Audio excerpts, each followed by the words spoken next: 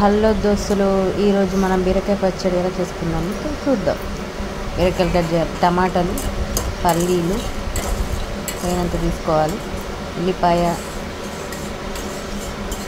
Next బీరకాయలు cut చేసి పెట్టుకోవాలి, నెక్స్ట్ చింతపండు తగినంత, నెక్స్ట్ ఇంత లోపల పల్లీలు వేగిపోయాయి పల్లీలు తీసి పెట్టుకుందాం.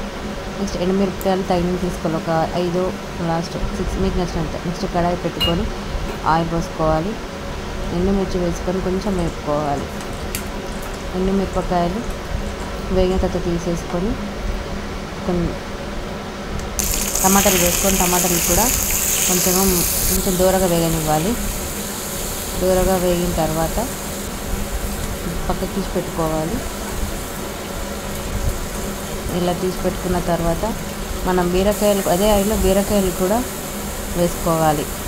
బీరకాయలు వేసుకున్న తర్వాత వాటిని కూడా కొంచెం దూరగా వేగనివ్వాలి. చూడండి, ఇప్పుడు దూరగా వేగాయి. వేగిన తర్వాత నిలువ తీసి పక్కకి పెట్టేసుకోవాలి. నెక్స్ట్ ఆయిల్లో కొంచెం కొత్తిమీర, పుదీనా వేసి వేయించాలి. అవి వేగిన తర్వాత పక్క తీసి పెట్టుకోవాలి. నెక్స్ట్ చూడండి, ఇక్కడ ఒకసారి వేగిన టమాటాలు, పుదీనా, కొత్తిమీర, ఎండుమిరపకాయలు ఇవన్నీ మనం ఎల్లిపాయ, చింతపండు, టమాటా ఇవన్నీ మనం గ్రైండర్లో వేసుకోవాలి. చూడండి ఒకసారి ఇక్కడ ఇలా గ్రైండర్లో ఒక్కొక్కటి వేసుకోవాలి.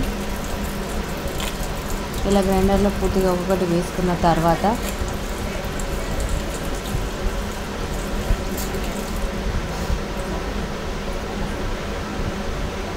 చూడండి ఒకసారి మళ్ళీ చింతపండు, వెల్లిపాయ, కొత్తిమీర, ఎండుమిరపకాయ, టమాటాలో కొంచెం జీలకర్ర వేసుకుంటే టేస్ట్ బాగుంటుంది, అది చాయిస్ ఆప్షనల్. నెక్స్ట్ పచ్చిమిర్చి కూడా కొంచెం పచ్చివే యాడ్ చేసాము. ఉప్పు కొద్దిగా వేసుకొని ఇప్పుడు గ్రైండ్ చేసుకోవాలి. చూడండి ఒకసారి కొంచెం కచ్చాపచ్చాగా దంగాయి. ఇవి ఇలా ఉండగా ఇందులోనే బీరకాయ వేసుకొని మళ్ళీ గ్రైండ్ చేసుకోవాలి.